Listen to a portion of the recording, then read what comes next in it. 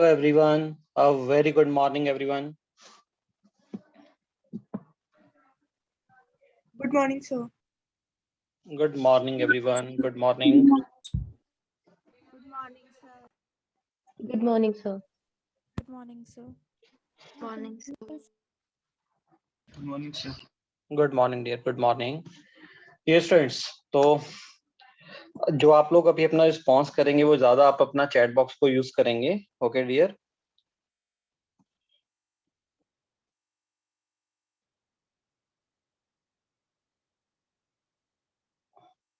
चलिए.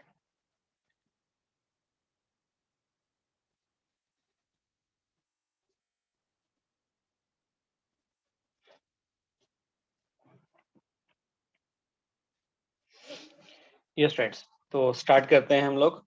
तो पहले कुछ बातें कर लेते हैं. तो जैसे आपका ये फर्स्ट क्लास है, सभी स्टूडेंट्स अपने 10th के एग्जाम्स दे के आए हो. काफी स्टूडेंट्स को तो काफी खुशी हुई होगी, पेपर हुए नहीं, और काफी को काफी दुख हुआ होगा पेपर नहीं हुए. राइट. तो दोनों टाइप के यहाँ पे स्टूडेंट्स प्रेजेंट होंगे. जिन्होंने बहुत ज्यादा मेहनत की होगी तो उनको ऐसा लगा होगा यार एग्जाम्स होने चाहिए थे, क्यों नहीं हुए.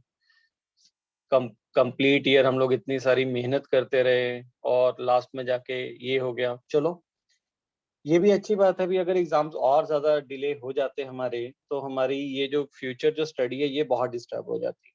क्योंकि अभी तक तो प्रेजेंटली ये लग रहा था भी अगर एग्जाम्स कंडक्ट कर लेते तो वो आराम से, मुझे लगता है अभी वो अगस्त तक एग्जाम्स होते जाके तो नया सेशन स्टार्ट होने में बहुत टाइम लग जाता और बहुत डिले हो जाता. वो हम लोगों के लिए ही दिक्कत क्रिएट करता है.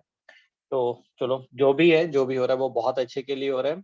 तो आप सबका वेलकम है इस नई आपकी जर्नी में. तो आप सभी ने पूरे डेडिकेशन से, पूरे हार्डवर्क से काम करना है, ताकि जो आप लोगों ने अपना टारगेट देखा हुआ है, जो टारगेट आप लोगों ने सोचा है, तो उसको आप लोग अचीव कर पाओ. तो जैसे आपको कल बताया गया था अभी ओरिएंटेशंस के अंदर भी, ये जो जर्नी है वो काफी बड़ी जर्नी है, वो एक दिन की जर्नी नहीं है.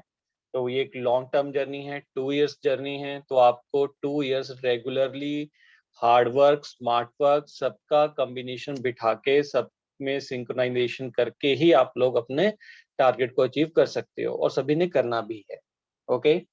और जो भी कोई दिक्कत आती है उसको एज अ अपॉर्चुनिटी आप लोगों ने लेना है. तो स्टूडेंट्स, जैसे मैं आपको केमिस्ट्री के बारे में बताऊं तो माई सेल्फ, पहले मैं अपने बारे में बता देता हूँ. My self Manish Garg. तो मैं आपको केमिस्ट्री टीच करूंगा यहाँ पे. और जो हमारी टीचिंग रहेगी, टीचिंग के दौरान मैं आपको ये कुछ एडवाइस करना चाहूंगा भी, किसी भी स्टूडेंट्स का जो भी कंसर्न है, जो भी डाउट है, वो आप अपना मेरे को चैट बॉक्स में डालिएगा. मैं साथ ही साथ में आपके डाउट्स को क्लियर करूंगा. Okay everyone. तो ये हमारे पास एक, तो आपने किसी ने भी घबराना नहीं है भी. अगर आपको कोई चीज नहीं समझ आई, कुछ में दिक्कत आ रही है, तो आप लोग पूछ सकते हैं. मैं आपको अपना नंबर भी प्रोवाइड कर दूंगा, व्हाट्सएप नंबर. क्लास के बाद आप मेरे को व्हाट्सएप करके, कॉल करके भी अपने डाउट्स को क्लियर कर सकते हैं. ठीक है. तो इतना हम लोग आप लोगों के लिए रिलैक्सेशन रख रहे हैं. क्यों? क्योंकि स्टार्टिंग है जस्ट. अभी स्टार्टिंग में क्या होता है, बच्चे 10th से आते हैं और ये +1 की जो स्टडी है वो एक एंटायरली डिफरेंट स्टडी हो जाती है. जिस टाइप की 10th में करते हैं तो उससे टोटली डिफरेंट है यार, ये तो मानने वाली बात है. तो बच्चों के इश्यूज भी आ सकते हैं, बच्चों के डाउट्स भी आ सकते हैं. ओके. तो आपके लिए हम हमेशा अवेलेबल हैं. तो जो भी आपके क्वेरीज हैं, हम उसको डेफिनेटली क्या करेंगे, रिजॉल्व करेंगे. अब केमिस्ट्री के लिए, जैसे हम लोग केमिस्ट्री को स्टार्ट करेंगे, तो केमिस्ट्री के लिए मैं आपको बता देता हूँ कि आप लोगों ने सबसे पहले करना क्या है. कुछ स्ट्रेटेजीज हैं जो हम लोगों ने अडॉप्ट करनी है, स्पेशली नोट्स के लिए. नोट्स के लिए सबसे पहले तो ये स्टूडेंट्स, ये जो केमिस्ट्री होगा, केमिस्ट्री को हम लोग डिवाइड करेंगे 3 पार्ट्स के अंदर. ये जो केमिस्ट्री का पार्ट है, इसको आप लोग 3 पार्ट्स के अंदर हम लोग डिवाइड करेंगे. ओके. जस्ट वेट एक मिनट.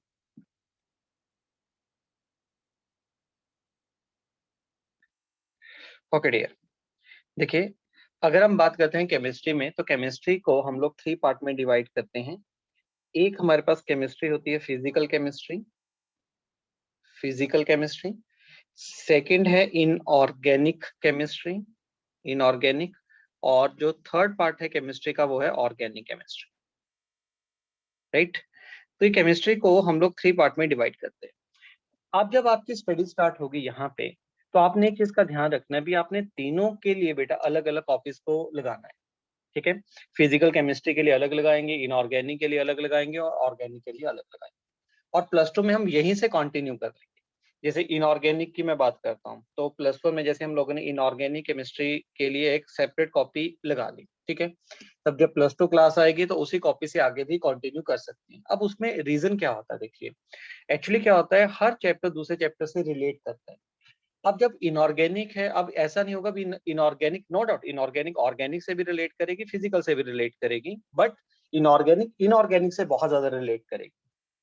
तो हमें ढूंढना पड़े, हमने एक कॉन्सेप्ट को पढ़ लिया और दिमाग बाद में से निकल गया, यार क्या किया हुआ था, भूल गए, फिर अपने कॉपी को फरोल रहे हैं, फिर ढूंढने की कोशिश कर रहे हैं, आधा घंटा, हाफ एन आवर, 1 आवर उसको ढूंढने में वेस्ट हो रहा है, तो वो एक तरीके से अपने को फ्रस्ट्रेशन दे देता है। इसलिए ऐसी कोई दिक्कत ना हो, बहुत ऑर्गेनाइज नोट्स बने हो, क्योंकि आपकी 2 इयर्स की जर्नी है। तो 2 इयर्स में कंटेंट आपका एक बहुत ही अच्छे तरीके से ऑर्गेनाइज्ड होना जरूरी है। कंटेंट अगर ऑर्गेनाइज्ड है ना, तो 30% काम तो ऑलरेडी डन है। अब कोई स्टूडेंट्स क्या कर रहा है, किसी पे भी कुछ भी लिखता जा रहा है, तो अगर आपका स्टडी मटेरियल ऑर्गेनाइज्ड नहीं होगा ना, जो आप नोट्स बना रहे हो बेटा, तो आप जितनी मर्जी एफर्ट्स कर लो, जो आउटपुट आप लोग चाहते हो वो आउटपुट आपको नहीं मिलेगा। ओके, तो सभी स्टूडेंट ने इस चीज का ध्यान रखना है। ड्यूरिंग जब आपने अपना स्टडी करनी है, तब आप इसको 3 पार्ट में डिवाइड करेंगे अपने नोट्स को, physical chemistry, inorganic and organic. तो तीनों के लिए आप लोगों ने अलग अलग कॉपीज को लगाना है। ओके, वो आपको मैं बताता रहूंगा भी। अब इनऑर्गेनिक स्टार्ट हो रही है, इसके लिए आप लोग अलग कॉपी को लगा लीजिए, वो आपको मैं गाइड करता रहूंगा। ओके, और जो केमिस्ट्री है बेटा, वो बहुत रिलेट मतलब बोलूंगा बहुत ज्यादा रिलेट होती है। एक टॉपिक जो भी आप लोगों ने आज टॉपिक पढ़ लिया, वो नेक्स्ट से डेफिनेटली रिलेट होगा ही होगा। तो आपको अपने बेसिक्स को स्ट्रॉन्ग करना बहुत जरूरी है, बहुत जरूरी है बेसिक्स को स्ट्रॉन्ग करना। ठीक है, एक तो ये बात हुई। सेकंड फ्रेंड्स, केमिस्ट्री है क्या, केमिस्ट्री में ना हर चीज, ध्यान रखिएगा ये चीज बहुत इंपॉर्टेंट है। फिजिक्स में हर चीज का, फिजिक्स को हर चीज का एक्सपेरिमेंटल बेसिस है, और यहाँ पे केमिस्ट्री में कुछ चीजें आप लोगों को अच्छे तरीके से मतलब उसके प्रूफ भी होंगे, और कुछ चीजें ऐसी होंगी जिनके रिजल्ट्स को आपको मगअप करना हो। ये बहुत जरूरी है। जैसे बायो में भी हम लोग बात करते हैं, भी कुछ चीजें हैं जिनको हम लोगों को याद करना पड़ेगा, सिमिलर तरीके से डियर हमारी जो ये जो केमिस्ट्री है, इसमें कुछ चीजों को अपने को मगअप भी करना होगा। बहुत चीजें समझेंगे, बहुत मैक्सिमम चीजें समझने वाली हैं, ठीक है, कॉन्सेप्ट स्ट्रॉन्ग करेंगे, ठीक है। ऐसा नहीं है रटना है हर चीज को, नहीं नहीं नहीं, जहां पे चीज रटने वाली होगी वो चीज आपको बताई जाएगी, बेटा जी इसको रट लीजिए, क्योंकि इसको रटने से आपको फायदा ज्यादा होने वाला है। ऐसी कुछ चीजें डेफिनेटली 2 इयर्स की जर्नी में आपको दिखाई देंगी, specially in the inorganic chemistry. Physical में हम बहुत कम बोलेंगे आपको, मतलब हार्डली 1-2 बार बोला जाएगा फिजिकल के अंदर, ऑर्गेनिक के अंदर बहुत कम बोला जाएगा। जो ज्यादा जो चीजें याद करने वाली होती हैं वो हमारे पास आती है इनऑर्गेनिक के अंदर। और मेडिकल स्टूडेंट को वैसे भी मेरे ख्याल से कोई याद करने में कोई दिक्कत नहीं आती, आप फेमिलियर हो जाओगे, क्योंकि आप बायो बहुत पढ़ोगे तो आपको कोई दिक्कत नहीं आएगी। तो इनऑर्गेनिक सबसे ज्यादा बेनिफिट मेडिकल स्टूडेंट्स को ही देती है as compare to non medical, right यार। तो यहाँ तक एक बात थी। इसके बाद स्टूडेंट्स, अगर मैं नेक्स्ट बात करूं, तो जब भी आप लोगों ने किसी यूनिट को स्टार्ट करना है, जैसे मान लीजिए आप लोगों ने किसी यूनिट को स्टार्ट किया, तो जो जब भी आप लोग उस यूनिट को स्टार्ट करेंगे, एक तो जो उस कॉपी पे आप लोगों ने पेज नंबर डालने ही डालना है। जो भी आपकी कॉपी होगी उसके ऊपर आप लोग पेज नंबर को डालेंगे। एंड सेकेंड, हर चैप्टर से पहले आप लोगों ने अपना इंडेक्स बनाना है। ऐसा नहीं करना भी सारे का सारा इंडेक्स एक फ्रंट पेज पे बना दें, वो पॉसिबल नहीं हो पाता बेटा। ठीक है, अगर जिनके पास इंडेक्स वाली कॉपी है तो वो वहां पे ओवरऑल कर सकते हैं, कोई दिक्कत नहीं है। अदरवाइज हर चैप्टर से पहले इंडेक्स बनाना है। उसका फायदा क्या होता है, जैसे मान लीजिए मैंने कोई टॉपिक आपको पढ़ाया, थॉमसन मॉडल करवाया, तो वो आपको लिखा जाएगा भी यहाँ पे थॉमसन मॉडल है, और आगे आपके पास पेज नंबर आ जाएगा। तो ये कितना यूजफुल होता है स्टूडेंट्स। मान लीजिए हमारा एग्जाम है संडे को, देखो एक्चुअली क्या होता है, जो हम लोग कॉम्पिटिटिव एग्जाम्स के लिए करते हैं ना, तो कॉम्पिटिटिव एग्जाम में ना स्मार्ट लर्निंग बहुत काम आती है। हमारा टारगेट होता है भी हम लोग कहीं से भी 2-2 मिनट, 3-3 मिनट जहां से बचते हैं वहां से बचाएं। ये हमारे लिए बहुत क्रुशियल है, क्योंकि वो 2 और 3 मिनट्स हमारे पास हेल्प करेंगे। केमिस्ट्री में 2 और 3 मिनट्स के अंदर आप लोग 5 to 10 क्वेश्चंस को भी कर सकते हो इनऑर्गेनिक के। तो अगर हम इतना टाइम बचाएंगे तो उसमें हम लोग अपने 10 क्वेश्चंस को अटेम्प्ट कर सकते हैं। ठीक है, तो इतना क्रूशियल होता है टाइम मैनेजमेंट, सबसे ज्यादा इंपॉर्टेंट होता है। पेपर मैक्सिमम बच्चों को आता होता है, ये आप देखेंगे भी, ये आप लोग अपनी इस जर्नी में देखेंगे भी जब आपका एग्जाम होगा, एग्जाम में मान लो किसी स्टूडेंट्स के नंबर 100 मार्क्स का केमिस्ट्री आया, सपोज कर लिया उसके 80 मार्क्स आ गए, सपोज करते हैं, ठीक है, 80 मार्क्स उसने गेन किए, और जब वो उसी पेपर को घर बैठ के अटेम्प्ट करेगा, उसके मार्क वो बोलेंगे सर मेरे से तो सिर्फ 95 आ रहे हैं, मेरे तो 96 आ रहे हैं, मेरे से सिर्फ एक क्वेश्चन सॉल्व नहीं हुआ सर, पेपर में मेरे जाके नंबर कम हो रहे हैं। उसका मेन रीजन बेटा होता है टाइम मैनेजमेंट होता है। टाइम मैनेजमेंट कैसे, उसका बेसिक रीजन मैं आपको बता देता हूँ। यहाँ पे जब आप घर बैठ के क्वेश्चंस को अटेम्प्ट कर रहे थे, तब आपके पास बहुत ज्यादा टाइम था, आपने आराम आराम से कैलकुलेशन किया, आराम आराम से कॉन्सेप्ट को सोचा, और यहाँ पे जब आपने एग्जाम देने बैठे तब आपके पास टाइम लिमिटेड था डियर। तो अगर हम लोग लिमिटेड टाइम में कुछ चीज को सोचेंगे तो हमारी कैलकुलेशन एरर भी हो सकता है, हमारे दिमाग में एकदम से वो थॉट प्रोसेस नहीं डेवलप हो सकता, तो टेस्ट में मार्क्स कम होते हैं। तो time management is very important. Time जो मैनेजमेंट है वो सबसे इंपॉर्टेंट है। तो सभी स्टूडेंट्स ने एक चीज पे काम करना है, अपना टाइम बेफालतू की चीजों पे वेस्ट नहीं करना, लाइक किसी टॉपिक को ढूंढने में, वो नहीं होना चाहिए। तो आपने हर कॉपी से पहले 2 पेजेस को आप लीव करके अपना इंडेक्स बना लीजिए, और जब भी आपका पेपर होगा, पेपर में बोला जाएगा भी यहाँ तक आ रहा है, तब आपको स्ट्रेट फॉरवर्ड मिल जाएगा। और कभी ऐसा हुआ, मान लो आगे पढ़ते 4th यूनिट में हम लोग पहुंच गए और यहाँ पे 2nd यूनिट का एक कॉन्सेप्ट लग रहा था, और उसमें मान लो थॉमसन मॉडल का कहीं ना कहीं यूज आ रहा था, तो सारी कॉपी को देखने की जरूरत नहीं है। अपने को पता है थॉमसन एटॉमिक स्ट्रक्चर में देखेंगे पेज नंबर 2 पे, पेज नंबर 2 पे निकाल के फटाफट डन। अदरवाइज ढूंढना पड़ेगा या 70, 80, 90 पेजेस में से टॉपिक को ढूंढना, वो टाइम कंज्यूम करेगा। ओके। और इवन के दूसरा बेनिफिट क्या होता है, जब आप लोगों के पास ये टॉपिक्स लिखे होते हैं ना, तो जब आप रिवीजन करते हो तो रिवीजन से पहले आप यहीं पे टिक कर लेते हो, अरे यार थॉमसन तो मेरे को आता है, रदरफोर्ड मेरे को आता है, एटॉमिक नंबर के बारे में पता है, एटॉमिक मास के बारे में पता है, आइसोटॉप्स के बारे में डन है, अरे भाई मेरा इतना चैप्टर तो हो गया। माइंड को, दिमाग को फूल बनाना पड़ता है, मूर्ख बनाना पड़ता है, दिमाग को बोलना पड़ता है अरे तेरे को आता है। अगर तेरे को आता है तो वो एक अलग ही कॉन्फिडेंस भर जाता है उसके अंदर, तो वो ज्यादा इफेक्टिवली, ज्यादा एनर्जी से काम करना स्टार्ट करता है। ओके। क्योंकि अगर हम पहले ही इतना बड़ा सोच लें, अरे भाई इतना ज्यादा कंटेंट है यार, कैसे करेंगे कैसे करेंगे, तो वो डेफिनेटली अपना जो हार्डवर्क है वो कम हो जाता है, क्योंकि हम लोग स्ट्रेस में आ जाते हैं, और स्ट्रेस में कोई भी काम अच्छे तरीके से नहीं हो पाता। स्ट्रेस में कोई भी पर्सन एक एक्यूरेट डिसीजन नहीं ले सकता। ओके स्टूडेंट्स, तो इन ये जो छोटी छोटी चीजें हैं, बस इनका आप लोगों ने ध्यान रखना है। तो इतनी मैंने आपसे बातें बतानी थी आप लोगों को। धीरे धीरे मैं आपके साथ इंटरेक्शन शो करूंगा यार, ठीक है। कल वाली क्लास में मैं आपके साथ डेफिनेटली कुछ स्टूडेंट्स के साथ इंटरेक्ट करेंगे, हॉबीज पूछेंगे, ये करेंगे। पर आज का जो रहेगा, आज हम लोग अपनी स्टडी को आगे स्टार्ट करते हैं। धीरे धीरे आप लोगों से हम लोग इंटरेक्शन करना स्टार्ट करेंगे, क्योंकि यार ऑफलाइन होता तो डेफिनेटली एक ही टाइम पे सबके साथ इंटरेक्शन हो जाता। यहाँ पे धीरे धीरे हम लोग आप सबके साथ अच्छी इंटरेक्शन करेंगे। ओके फ्रेंड्स, तो लेट्स स्टार्ट द टॉपिक। तो हम लोग टॉपिक स्टार्ट करने जा रहे हैं अपना। तो हमारा जो केमिस्ट्री में जो सबसे पहला यूनिट है जो हम लोग यहाँ पे कंटिन्यू कर रहे हैं, और उस यूनिट का नाम है हमारे पास एटॉमिक स्ट्रक्चर। अपना कॉपी पेन उठाइए, बैठिए आराम से, लेट के किसी ने नहीं पढ़ना, ठीक है। चेयर्स पे बैठना है, और फुल डेडिकेशन से, जैसे ऑफलाइन क्लास चल रही है सेम आप लोगों ने उतने ही इंपॉर्टेंस से पढ़ना है माय डियर। आपको कोई दिक्कत नहीं आएगा, यू फील कंफर्टेबल, आपको एक एक कॉन्सेप्ट को बहुत अच्छे तरीके से क्लैरिटी होगी आप लोगों की। ओके। और साथ ही साथ में इसी क्लास के बाद मैं आपको अपना अपना नंबर दे दूंगा, व्हाट्सएप नंबर। किसी का अगर कोई भी डाउट हुआ बेटा जी, तो आप मेरे को कॉल कर लीजिएगा, व्हाट्सएप कर दीजिएगा मेरे को, मैं आपको टाइम बता दूंगा, उस टाइम पे मेरे को कॉल करके अपना जो भी आपका ऐसा डाउट होगा जो आप क्लास में नहीं पूछ सकते, तो आप मेरे को पर्सनली मैसेज करके पूछ सकते हो। ओके। तो बिल्कुल भी घबराने वाली बात नहीं है। तो आज तो हम लोग स्टार्ट करने वाले हैं अपने टॉपिक को। तो जो हमारा जो टॉपिक है वो हम लोग स्टार्ट करें एटॉमिक स्ट्रक्चर्स, और इसको एनसीईआरटी में लिखा गया dear, structure of atoms, structure of atom. तो ये हमारा यूनिट है जो हम लोग यहाँ पे फर्स्ट यूनिट को स्टडी करने वाले हैं। मैं आपको बता दूं एनसीईआरटी के अकॉर्डिंग, अकॉर्डिंग टू एनसीईआरटी ये हमारे पास सेकंड यूनिट है।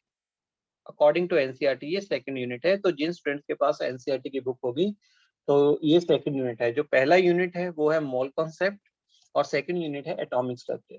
तो सबसे पहले एटॉमिक स्ट्रक्चर्स को करवाया जाता है, क्यों? क्योंकि एटॉमिक स्ट्रक्चर्स को करने के बाद जो मोल होता है वो काफी इजी बन जाता है। अदरवाइज जो पहले वाला यूनिट है मोल कॉन्सेप्ट, वो अपने आप में एक, बोल सकते हैं यार, एक माउंट एवरेस्ट चढ़ने वाली बात है। इतना मुश्किल चैप्टर उसको मान लिया जाता है ठीक है, पर अगर आप एटॉमिक को अच्छे तरीके एटॉमिक में अगर आप कंफर्टेबल हो जाते हो तब आपको वो जो मोल कंसेप्ट है वो बहुत इजी लगना स्टार्ट हो जाएगा। ओके फ्रेंड्स, चलिए तो आज एक चीज और, अगर आप जब आप एटॉमिक स्ट्रक्चर्स को देखोगे, स्ट्रक्चर ऑफ एटम्स को देखोगे, तो इसमें से ना बेटा जी जो एनसीईआरटी में जो सबसे पहले जो स्टार्टिंग में टॉपिक दिया हुआ है वो है discovery of electrons, discovery of protons, discovery of neutrons. ये वही टॉपिक है जो आप लोग ऑलरेडी करके आए हुए हैं 10th में, और अब ये +2 जो प्लस यस बेटा इसको आप लोग यस पहले तो बच्चों का ये डाउट है सर इसको हम लोग किसके अंदर, इसको आप लोग फिजिकल केमिस्ट्री के अंडर रखिए बेटा, एटॉमिक स्ट्रक्चर को, एटॉमिक स्ट्रक्चर को आप लोग फिजिकल केमिस्ट्री के अंडर रखिए, राइट। ओके, अब मैं आपसे बात करने वाला था जो मैं आपको बता रहा था, हाँ जो आप जब आप एनसीईआरटी को अगर आप देखोगे तो एनसीईआरटी को जैसे आप ओपन करोगे वहां पे लिखा हुआ है discovery of electrons, protons, neutrons. वो डिस्कवरीज हैं जो आप लोगों ने ऑलरेडी 9th 10th के अंदर थोड़ा बहुत ऑलरेडी किया होता है, और ये अब एनसीईआरटी में तो है पर ये न्यू सिलेबस में से बेटा डिडक्ट हो चुका है, discovery of electrons, proton, neutrons. तो हम लोग उस टॉपिक को नहीं करते। एक्चुअली एक चीज मैं आपके साथ और डिस्कस करना चाहता हूँ, हमारे जो रिजल्ट्स हैं वो एक्स्ट्रा ऑर्डिनरी रिजल्ट्स हैं, इस चीज पे हमें मान है, हमारे इंस्टीट्यूट के जो रिजल्ट है वो एक्स्ट्रा ऑर्डिनरी रिजल्ट है, इस चीज पे हमें मान है, हम लोग बोल सकते हैं इस चीज को। वो क्यों है? क्योंकि जो हमारा स्टडी पैटर्न है, जिस सीक्वेंस में हम लोग स्टडी करवाते हैं वो बहुत इंपॉर्टेंट है।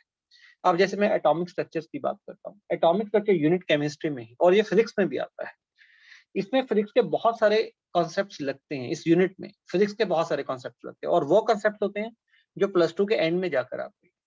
तो हम लोगों ने क्या किया है, एटॉमिक स्ट्रक्चर को एक अलग तरीके से ऑर्गेनाइज किया, इस तरीके से हम लोगों ने बनाया है इसका प्लान, ताकि जो एग्जाम्स में आने वाली चीजें हैं और जो आपके कॉन्सेप्ट्स हैं उनमें पूरी क्लैरिटी हो।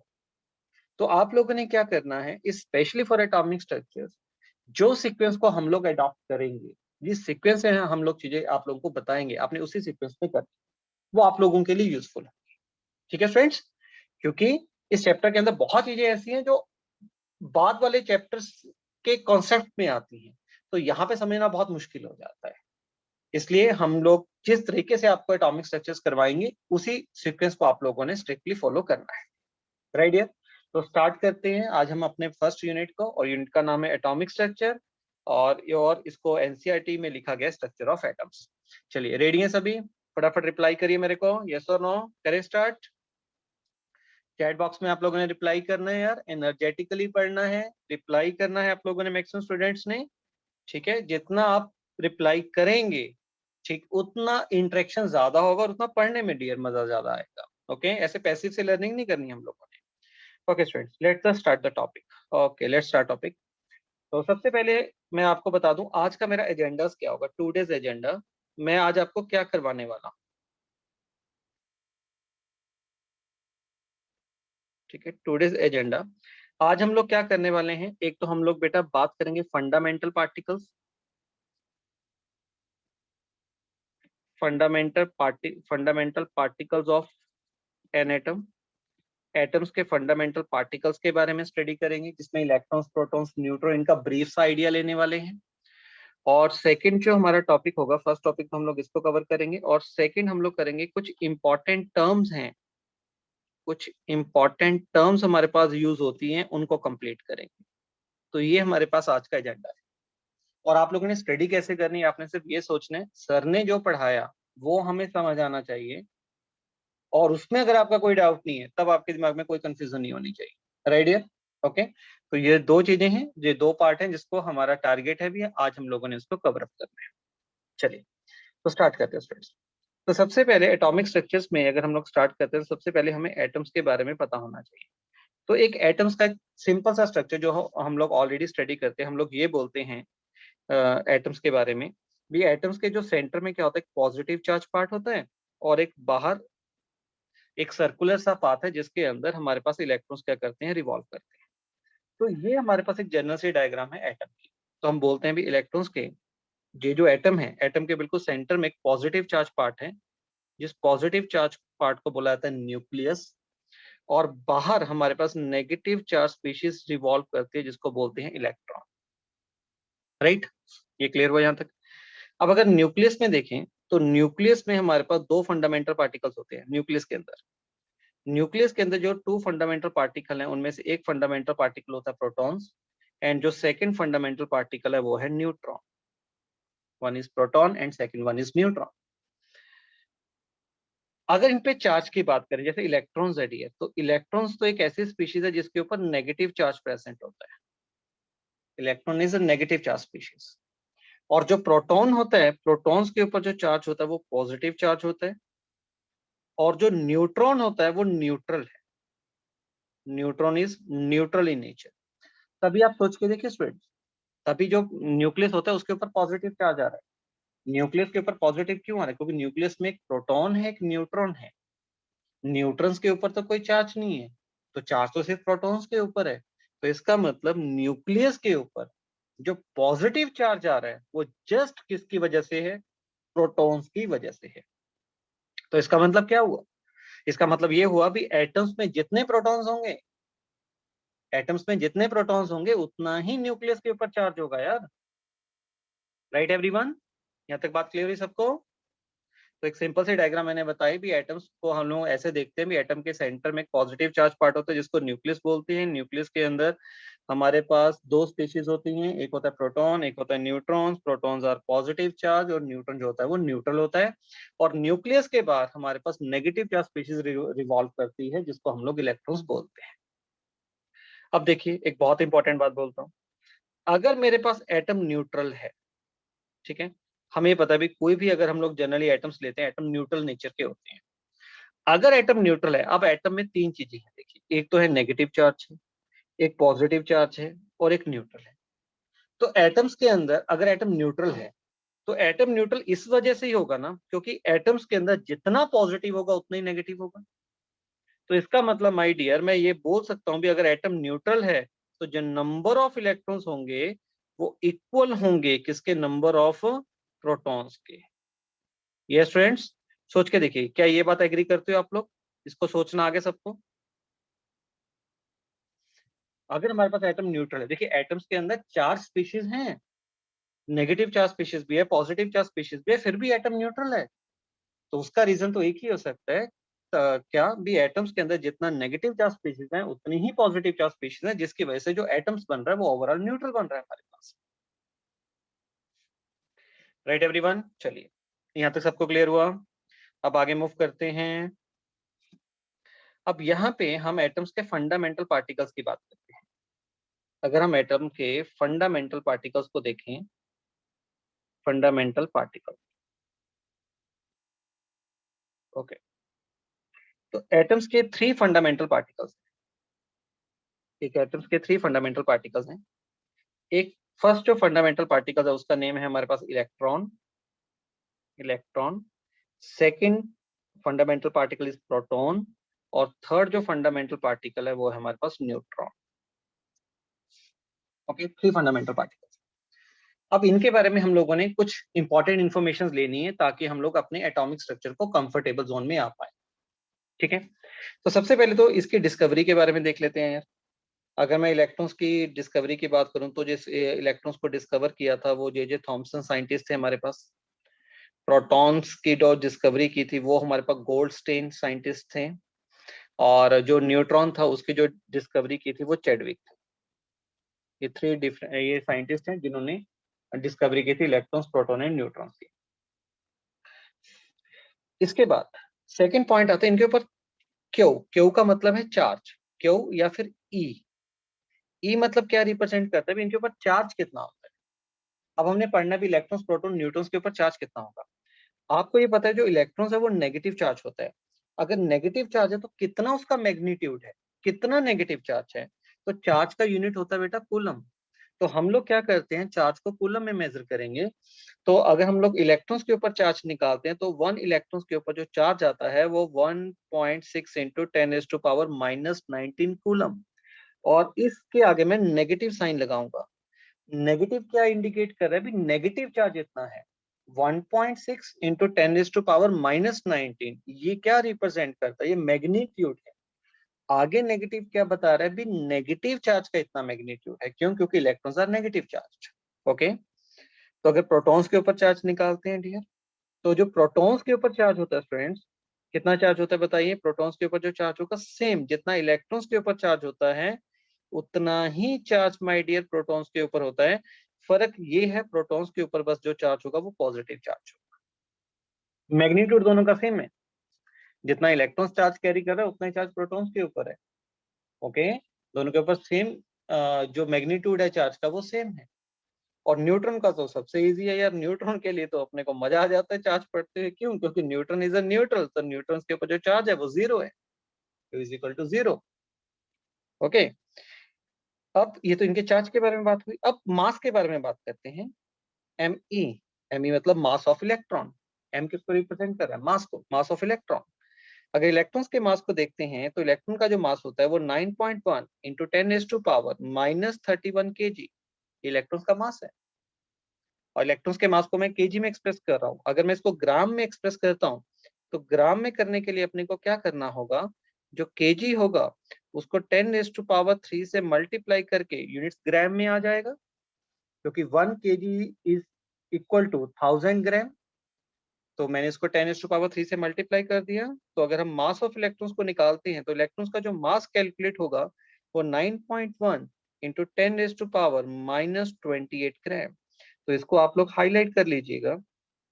हाईलाइट बहुत करना बहुत जरूरी है, जो जो इंपॉर्टेंट रिजल्ट हम लोग निकाल रहे हैं।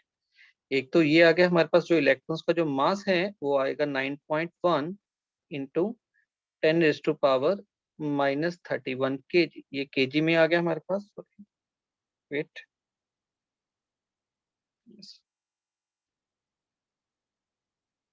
ये केजी में है और ये इलेक्ट्रॉन का मास हम लोगों ने निकाल लिया ग्राम के अंदर। तो यूनिट्स का ध्यान रखिएगा, ठीक है? ड्यूरिंग न्यूमेरिकल्स ये दिक्कत आ जाती होती है, हम यूनिट्स को भूल जाते हैं। तो यूनिट्स का ध्यान रखना है भी किस यूनिट में हम लोग निकाल रहे हैं इसको। ओके, अब प्रोटॉन के मास की बात करते हैं। जो प्रोटॉन का जो मास होता है वो होता है हमारे पास 1.672 into 10⁻⁻27 kg। It's the mass of proton. 1.672 into 10⁻⁻27 kg।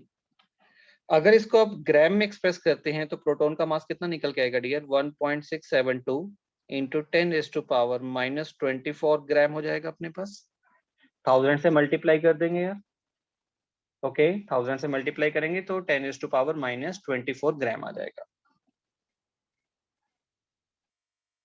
Okay, अगर हम लोग न्यूट्रॉन्स की बात करते हैं, अब न्यूट्रॉन्स की बात करते हैं। अब अगर न्यूट्रॉन्स के ऊपर, ठीक है, अगर न्यूट्रॉन्स के ऊपर अगर हम लोग मास को निकालते हैं, न्यूट्रॉन का जो मास कैलकुलेट होता है तो उसका मास आता है 1.674 इंटू 10⁻⁻27 kg माय डियर।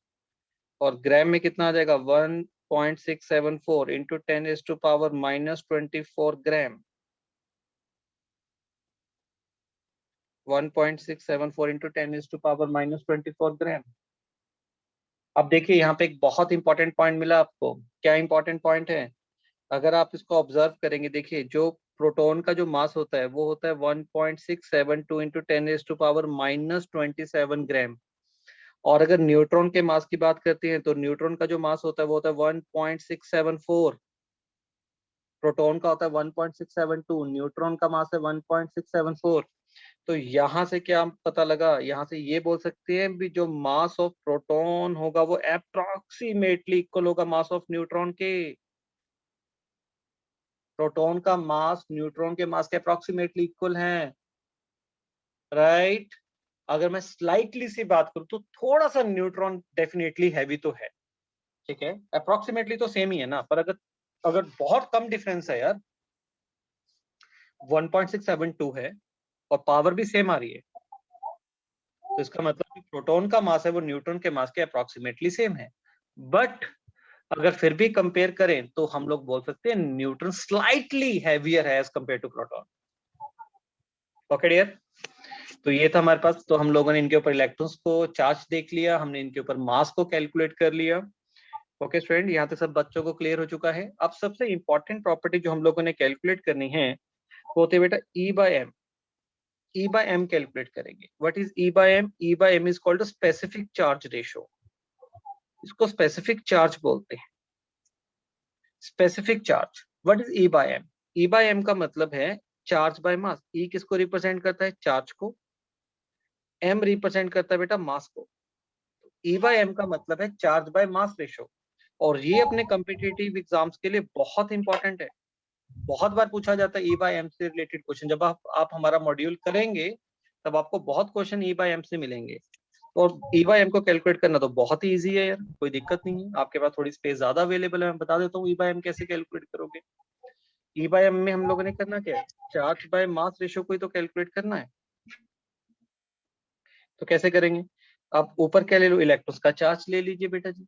अब इलेक्ट्रॉन्स के ऊपर जो चार्ज होता है वो कितना होता है? 1.6 इंटू 10⁻⁻19 कूलम। ये इतना हो गया। डिवाइड किससे कर देंगे? एम से। एम के मास ऑफ इलेक्ट्रॉन। पहले ई बाय एम में इलेक्ट्रॉन्स का निकाल रहा हूँ, फिर प्रोटॉन्स का निकालूंगा, फिर न्यूट्रॉन्स का निकालते हैं। तो मास कितना है हमारे पास? मास हमारे पास है 9.1 इंटू 10⁻31 kg।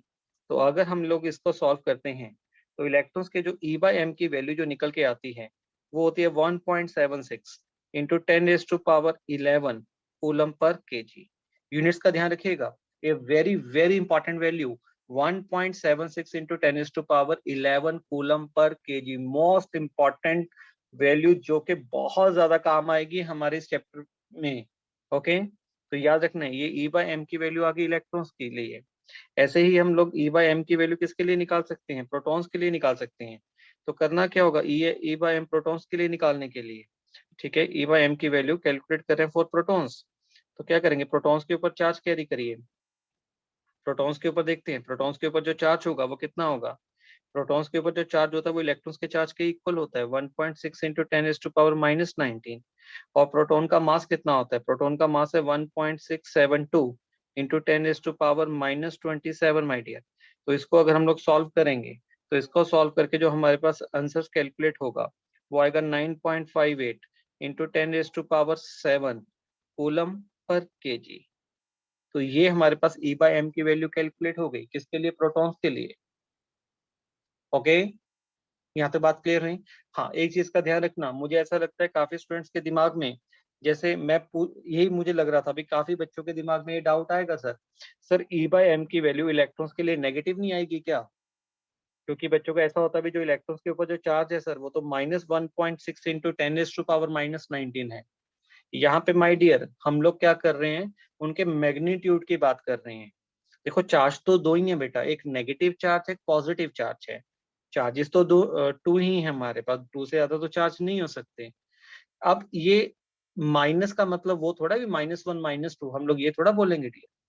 अगर मैं ये बोलता हूँ, देखो अब सोचना दिमाग से, चार्जेस ही टू टाइप के होते हैं, एक नेगेटिव होता है, एक पॉजिटिव होता है। तो हमने ई बाय एम ने क्या लेना है बेटा? मैग्नीट्यूड ही तो लेना है। हम इलेक्ट्रॉन्स के चार्ज और मास के रेशियो को निकाल रहे हैं, चाहे वो चार्ज नेगेटिव हो चाहे पॉजिटिव हो। तो यहाँ पे चार्ज कैरी करने की जरूरत नहीं है। मैंने जो ऊपर नेगेटिव लिखा था, मैं आपको बार बार रिपीट कर रहा हूँ, मैंने यहाँ पे जो नेगेटिव लगाया था वो नेगेटिव ये इंडिकेट कर रहा है भी नेगेटिव चार्ज इतना है। Okay, clear? और ई बाय एम में सिर्फ आप लोगों ने किसको कैरी करना है? मैग्नीट्यूड को ही कैरी करना है। स्टूडेंट्स यहाँ तक सबको क्लियर हुई? और जब भी हम लोग इलेक्ट्रॉन्स को लेकर कैलकुलेट करेंगे यार, तब हम उसके पॉजिटिव साइन को लेकर ही करेंगे, क्योंकि नेगेटिव तो वो रिप्रेजेंट कर रहा है नेगेटिव चार्ज का मैग्नीट्यूड इतना है। और अगर आप मेरे से पूछोगे सर इलेक्ट्रॉन्स के ऊपर चार्ज ज्यादा है कि प्रोटॉन्स के ऊपर चार्ज ज्यादा, मैं बोलूंगा दोनों के ऊपर सेम चार्ज है। अब मैं ऐसा थोड़ा बोलूंगा अभी उसके ऊपर नेगेटिव, उसके ऊपर -1.6 है, ऐसा थोड़ा बोलूंगा। क्यों? क्योंकि चार्जेस ही दो होते हैं, एक नेगेटिव होता है, पॉजिटिव होता है। नेगेटिव का जो मैग्नीट्यूड है वो भी 1.6 इंटू 10⁻⁻19 है, और पॉजिटिव चार्ज का जो मैग्नीट्यूड है वो भी 1.6 इंटू 10⁻⁻19 कूलम है। तो अगर आप मेरे से पूछते हो किसके ऊपर चार्ज है, तो मैं बताऊंगा, मैं ये बताऊंगा अभी दोनों के ऊपर जो चार्ज है वो सेम होगा। नेगेटिव वाले को मैं कम नहीं बोलूंगा। यहाँ पे हम लोग मैथ्स नहीं लगाएंगे, हम लोग ऐसे नहीं सोचेंगे -2 और +2 में कौन बड़ा होगा। आप बोलोगे सर +2 बड़ा होगा, अरे नहीं, यहाँ तक तो ठीक है, पर ये जो 1.6 है और 10⁻⁻90 में, ये तो मैग्नीट्यूड को रिप्रेजेंट कर रहा है। Okay, clear? अब मेरे को एक स्टूडेंट्स का कुछ डाउट्स है, मैं एक मिनट देखता हूँ चैट बॉक्स के अंदर वो क्या पूछना चाहते हैं।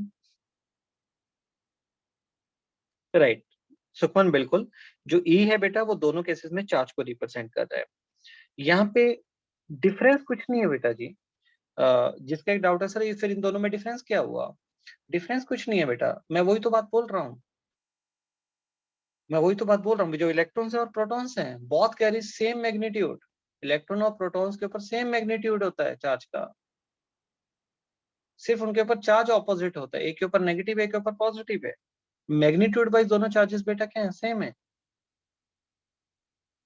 ओके, तो अब मैं आपसे नेक्स्ट पूछना चाहूंगा, मेरे लिए बहुत इंपॉर्टेंट है, आप मेरे को E by M of neutrons बता दीजिए फटाफट कितना आएगा। मैं आपके चैट बॉक्स में वेट कर रहा हूँ आप लोगों के रिप्लाई की, देखता हूँ कौन स्टूडेंट कितना जल्दी सोच पाता है। E by M of a neutron,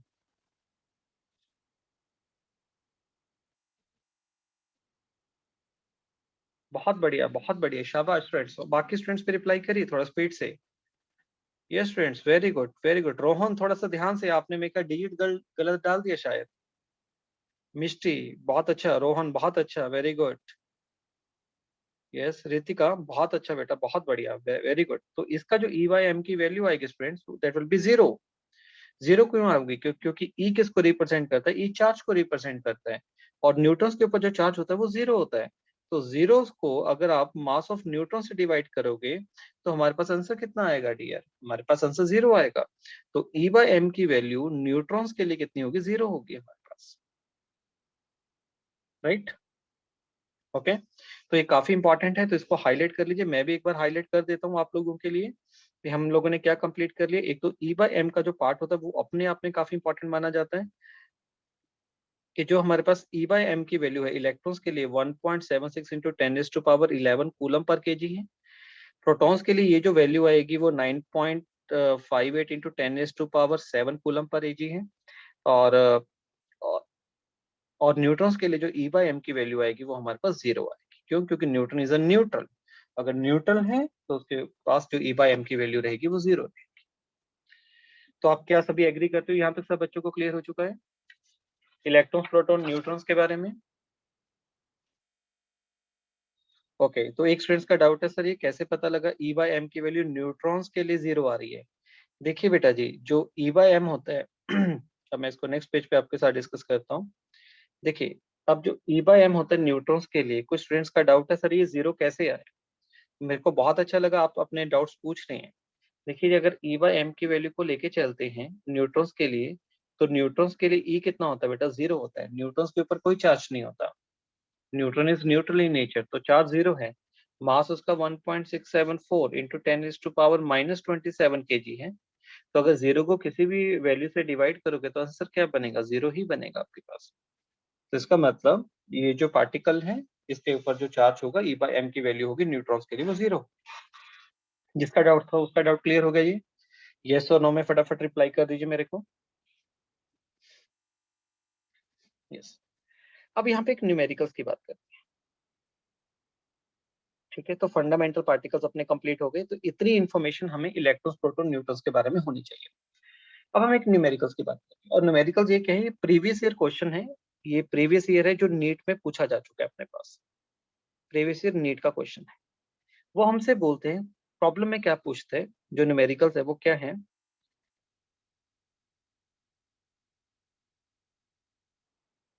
ये स्पेसिफिक चार्ज। सुखमन, इसके लिए ई बाई एम को बोलते हैं specific charge, specific charge word.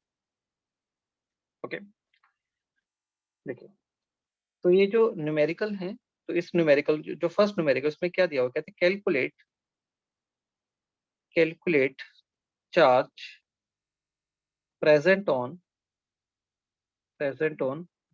1 mole of electron, 1 mole of electron। ये हमारे पास स्ट्रेट फॉरवर्ड पहला न्यूमेरिकल पूछा जाता है। कहते एक मोल इलेक्ट्रॉन्स के ऊपर ओवरऑल चार्ज कितना प्रेजेंट होगा वो कैलकुलेट करिए, ठीक है। ये प्रीवियस ईयर नीट का क्वेश्चन है, ये बहुत बार आता है, ये मोल कंसेप्ट में भी आता है, बहुत बार आपको ये क्वेश्चन दिखाई देगा। तो हम लोग कैसे कैलकुलेट करेंगे, देखिए सबसे पहले जैसे आप लोगों ने जितना भी, अब मैं इसका सोल्यूशन आपके साथ शेयर करता हूँ। अब एक दो चीजें जो ऑलरेडी हम लोगों ने 9th-10th में की होती हैं तो उसकी हेल्प हमें लेनी पड़ेगी यहाँ पे। तो अगर मैं आपको सॉल्यूशंस के बारे में बताता हूँ, तो जैसे अगर हम आपका किसी भी चीज का अगर 1 मोल लेते हैं, अब 1 मोल ऑफ इलेक्ट्रॉन्स का मतलब क्या होता है?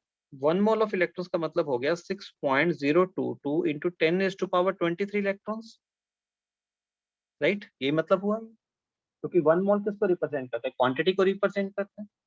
1 मोल ऑफ इलेक्ट्रॉन्स का मतलब हो गया 1 मोल में कितनी क्वांटिटी होती है? 6.022 इंटू 10⁻23 क्वांटिटी होती है। तो इसका मतलब 1 मोल इलेक्ट्रॉन्स का मतलब कितने इलेक्ट्रॉन्स हो गए? 6.022 इंटू 10⁻23 इलेक्ट्रॉन्स। तो इसका मतलब अगर मैं 6.022 इंटू 10⁻23 इलेक्ट्रॉन्स के ऊपर जो चार्ज होगा निकाल लेता हूं, वो चार्ज 1 मोल ऑफ इलेक्ट्रॉन्स का चार्ज होगा। तो यूनिटरी लगा देते हैं बेटा जी। मैं क्या सब बच्चों को क्लियर हो गया होगा? एक इलेक्ट्रॉन्स के ऊपर जो चार्ज होता है, 1 इलेक्ट्रॉन्स के ऊपर जो चार्ज होता है वो कितना होता है? अभी आपको बताया था कितना होता है? 1.9, सॉरी, एक इलेक्ट्रॉन्स के ऊपर जो चार्ज होता है वो कितना प्रेजेंट होता है? 1.6 इंटू 10⁻⁻19 कूलम। एक इलेक्ट्रॉन्स के ऊपर इतना चार्ज है। अगर मैंने 1 मोल ऑफ इलेक्ट्रॉन्स के ऊपर निकालना है, 1 मोल ऑफ इलेक्ट्रॉन्स का मतलब 6.022 इंटू 10⁻23 इलेक्ट्रॉन्स के ऊपर अगर चार्ज कैलकुलेट करेंगे तो डेफिनेटली वो चार्ज कितना आएगा? तो 1.6 इंटू 10⁻⁻19 मल्टीप्लाई कर देंगे डियर 6.022 इंटू 10⁻23 से, मल्टीप्लाई कर दिया। अब सॉल्व कैसे करने वाले हैं? सॉल्व थोड़ा सा अप्रोक्सीमेशन लगाना सीखिएगा बेटा, जरूरी है। यहाँ पे जो 10 की पावर है उसको पहले अलग तरीके से सॉल्व कर लेते हैं। इसको लिखेंगे 1.6 मल्टीप्लाई में, देखो 6.022 है। अगर मैं अप्रोक्सीमेशन लूं तो इसको मैं 6 ले सकता हूँ। थोड़ा सा अप्रोक्सीमेशन लिए, अप्रोक्सीमेशन लेना भी आना चाहिए, अदरवाइज कैलकुलेशन में हमारा टाइम बहुत वेस्ट होगा। तो थोड़ा बहुत अप्रोक्सीमेशन लेंगे हम लोग। तो 1.6 इंटू 10, 1.6 इंटू 6 मल्टीप्लाई बाय 10⁻पावर कितना है बेटा? -19 है, और यहाँ पे 10⁻23 बेस सेम है, तो जो पावर होंगी वो ऐड हो जाएंगी। तो 10⁻−19 प्लस 23, तो इसको अगर सॉल्व करेंगे तो 1.6 इंटू 6 इंटू, तो ये आ जाएगा 10⁻4। तो फिर मेरे को बताइए कितना सॉल्व करके कितना आंसर आया आप लोगों का? ये स्टूडेंट्स, जो स्टूडेंट्स का कैलकुलेशन होता है वो डेफिनेटली हमेशा स्ट्रांग होता है। 9.6 इंटू 10⁻4, बिल्कुल ठीक है, यही आंसर आया 9.6 इंटू 10⁻4 कूलम्स। तो ये हमारे पास चार्ज कैलकुलेट हो गया।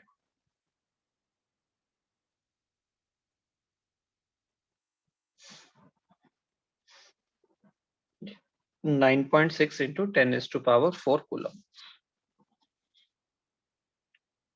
ओके, तो इस तरीके से है ये फर्स्ट न्यूमेरिकल। आई थिंक सब बच्चों को क्लियर हो चुका है। ये स्टूडेंट क्लियर यहाँ तक सबको? तो हमने क्या किया, 1 मोल ऑफ इलेक्ट्रॉन्स के ऊपर चार्ज को कैलकुलेट कर लिया।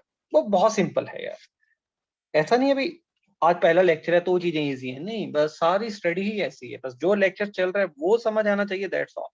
ओके, बहुत बढ़िया, ग्रेट। चलिए तो नेक्स्ट स्टार्ट करते हैं स्टूडेंट्स, आगे मूव करते हैं। एक बहुत अच्छा प्रॉब्लम था जो आप लोगों ने सॉल्व कर लिया, राइट। चलिए अब नेक्स्ट स्टार्ट करते हैं। अब नेक्स्ट वाले टॉपिक के अंदर हम लोग यहाँ पे कुछ इंपॉर्टेंट टर्म्स के बारे में बेटा डिस्कस करेंगे। तो फंडामेंटल पार्टिकल्स के बारे में जो मैंने आपको बताना था वो क्लियर हो चुका है अपना। यहाँ पे बात करेंगे कुछ इंपॉर्टेंट टर्म्स के बारे में, और इसके काफी अच्छे खासे आपको प्रॉब्लम्स भी दिखाई देंगे, ठीक है। सबसे पहले जो इंपॉर्टेंट टर्म्स, जिस इंपॉर्टेंट टर्म्स को हम लोगों ने इंट्रोड्यूस करना है, तो सबसे पहली जो इंपॉर्टेंट टर्म्स आएगी वो आएगा atomic number. Atomic number, okay. हमने एक्चुअली क्या है ना, एटॉमिक स्ट्रक्चर्स के अंदर कुछ ऐसी इंपॉर्टेंट टर्म्स हैं जो बाहर बार फ्रिक्वेंटली बहुत यूज होती हैं। तो उनमें से जो फर्स्ट टर्म आती है वो होती है atomic number. Atomic number is represented by Z, okay. तो एटॉमिक नंबर क्या होता है? अगर मैं Z को बात बोलूं तो Z में क्या लिखूंगा? Atomic number is equal to number of protons, number of proton.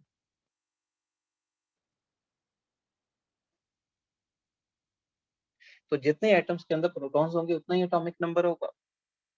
अब काफी स्टूडेंट्स क्या करते हैं, काफी बुक्स में हम लोग ये भी लिखा लिखा होता है भी एटॉमिक नंबर जो होता है वो नंबर ऑफ प्रोटॉन और नंबर ऑफ इलेक्ट्रॉन्स के इक्वल होता है। ऐसा बेटा हमेशा ट्रू नहीं होगा। अगर आप एटॉमिक नंबर को नंबर ऑफ इलेक्ट्रॉन से रिलेट करने बैठ जाओगे ना तब दिक्कत आ जाएगी। क्यों दिक्कत आ जाएगी? क्योंकि जैसे मान लीजिए कोई एटम है, कोई ए एटम है, वो इलेक्ट्रॉन्स ले भी सकता है और इलेक्ट्रॉन दे भी सकता है। तो किसी एलिमेंट के पास इलेक्ट्रॉन्स का नंबर ज्यादा हो सकता है, कम हो सकता है। तो अगर आप इलेक्ट्रॉन्स की हेल्प से एटॉमिक नंबर को कैलकुलेट करने की कोशिश करोगे तो गलत कर बैठोगे, क्योंकि इलेक्ट्रॉन्स चेंज हो सकते हैं। और जो प्रोटॉन है वो न्यूक्लियस में है, तो केमिकल रिएक्शन में न्यूक्लियस पार्टिसिपेट नहीं करता। इसलिए जब भी हम लोगों ने एटॉमिक नंबर को निकालना है तो एटॉमिक नंबर को जस्ट निकालने का तरीका क्या होगा, हम उसके प्रोटॉन्स को चेक करेंगे। तो एक एटम्स के पास जितने प्रोटॉन्स होंगे इसका मतलब उसका एटॉमिक नंबर उतना ही है, राइट? ओके, तो हमें एटम्स के अंदर जस्ट प्रोटॉन्स को देखना आना चाहिए। अगर प्रोटॉन्स को देखना आ गया तो जितना प्रोटॉन वही उतना ही उसका क्या होगा, एटॉमिक नंबर होगा। तो ये पहली टर्म होती है। अब सेकंड की बात करते हैं। ठीक है, second is the mass number. Second is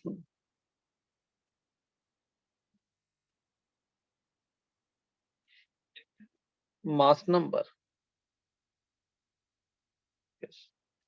जो मास नंबर है उसको रिप्रेजेंट किया जाता है स्टूडेंट ए के साथ। Atomic number represented by Z, mass number is represented by A. Mass number को एटॉमिक मास कोई भी नहीं बोलेगा। मास नंबर ये एक नंबर है। तो अगर हम मास नंबर को डिफाइन करें, what is a, mass number क्या होता है? मास नंबर होता है सम ऑफ प्रोटॉन एंड न्यूट्रॉन। तो प्रोटॉन और न्यूट्रॉन के सम को हम लोग क्या बोलते हैं? मास नंबर बोलते हैं। कोई भी इसको एटॉमिक मास नहीं बोलेगा, गलत होगा बोलना। राइट प्रणव, बिल्कुल आप ऐसा बोल सकते हो बेटा। प्रणव का ये कहना है सर कि तो अगर एटॉमिक नंबर हम लोगों ने देखना है तो अगर एटम न्यूट्रल है फिर तो हम लोग इलेक्ट्रॉन से चेक कर सकते हैं। बिल्कुल बेटा, अगर एटम न्यूट्रल है फिर आप एटॉमिक नंबर इलेक्ट्रॉन के नंबर से भी चेक कर सकते हो। पर अदरवाइज क्यों सोचना ही क्यों है बताओ? एक सिंपल सी बात है, प्रोटॉन्स देख लो यार, प्रोटॉन्स चेक कर लीजिए बेटा, अच्छा रहता है। ओके, तो प्रोटॉन्स जो एटॉमिक नंबर होता है उसको हम लोग जेड से रिप्रेजेंट करते हैं, वो नंबर ऑफ प्रोटॉन्स के इक्वल होता है। मास नंबर हमारे पास सम ऑफ प्रोटॉन प्लस न्यूट्रॉन। तो एक एटम्स के अंदर जितने प्रोटॉन और न्यूट्रॉन का सम होगा उसको हम लोग क्या बोल देते हैं? मास नंबर बोल देते हैं। थर्ड हमारे पास अब जैसे जैसे मान लीजिए अब यहाँ पे एक सिंबल है। थर्ड में बात करता हूँ सिंबल के बारे में। सिंबल, अब हमारे पास सिंबल क्या है? अगर हम लोगों ने किसी एलिमेंट को रिप्रेजेंट करना है, रिप्रेजेंट सिंबल, या फिर इसको लिख सकता हूँ representation of an atom, representation of an element. कोई एक एलिमेंट है उसको हम लोग कैसे रिप्रेजेंट करते हैं? देखिए, तो उस एलिमेंट को रिप्रेजेंट करने का तरीका क्या होता है? उसको एक्स के साथ रिप्रेजेंट करते हैं, और जो पैर में लिखा जाता है, पैर में उसके बेटे हम लोग जेड डालते हैं और उसके ऊपर ए लिखा जाता है। ठीक है, अब जैसे मान लीजिए फॉर एग्जांपल, अगर मैं एग्जांपल लेता हूँ, जैसे मान लीजिए मैंने एक एलिमेंट लिया ऑक्सीजन, और ऑक्सीजन के नीचे बेटा मैंने 8 लिखा पैर में और उसके सिर के ऊपर 16 लिख दिया। तो इसका मतलब क्या होगा? तो ये सिंबल क्या कहना चाह रहा है? ये जो नीचे लिखा गया ये एटॉमिक नंबर होता है और ऊपर जो लिखा जाता है वो मास नंबर होता है। तो इसका मतलब अगर मैं इसके अंदर प्रोटॉन्स को निकालूं तो प्रोटॉन्स मेरे पास 8 आएंगे। और अगर मैं इसमें मास नंबर की बात करूं, देखो पहले ऐसा करते हैं, इसमें अगर हम लोग बोले भी एटॉमिक नंबर कितना होगा, तो एटॉमिक नंबर हमारे पास 8 है डियर। अगर हम बोले मास नंबर हमारे पास कितना है, तो मास नंबर इसका 16 है। अगर हम बोले प्रोटॉन्स कितने हैं, तो डेफिनेटली जो प्रोटॉन्स होंगे वो 8 होंगे। और अगर मैं न्यूट्रॉन्स की बात करता हूँ तो न्यूट्रॉन्स भी कितने होंगे? 8 होंगे, क्योंकि प्रोटॉन और न्यूट्रॉन का सम ही तो मास नंबर के इक्वल होता है। और अगर मास नंबर हमारे पास, अगर मास नंबर हमारे पास 16 है और प्रोटॉन्स 8 हैं, तो डेफिनेटली जो न्यूट्रॉन्स होंगे वो भी तो 8 होंगे अपने पास, राइट डियर? तो एलिमेंट्स को रिप्रेजेंट करना भी आई थिंक सब बच्चों को आ चुका है। इसमें किसी को किसी भी टाइप का कोई कंफ्यूजन नहीं होगा। ओके, बिल्कुल। तो यहाँ पे हम लोग ये बोल सकते हैं कि अगर हम लोगों ने न्यूट्रॉन्स निकालने हैं, अगर न्यूट्रॉन्स का नंबर अगर हम लोगों ने डायरेक्टली कैलकुलेट करना है, तो जो न्यूट्रॉन्स का नंबर होगा, neutrons is equal to A minus Z होगा। न्यूट्रॉन्स जो कैलकुलेट होंगे वो ए माइनस जेड होगा। ए क्या मास नंबर है? मास नंबर से अगर नंबर ऑफ प्रोटॉन को सब्ट्रैक्ट कर देंगे तब हमारे पास नंबर ऑफ न्यूट्रॉन्स कैलकुलेट हो जाएंगे। Right everyone? चलिए, तो एक एग्जांपल की हेल्प से हम लोगों ने इस टर्म को भी समझ लिया।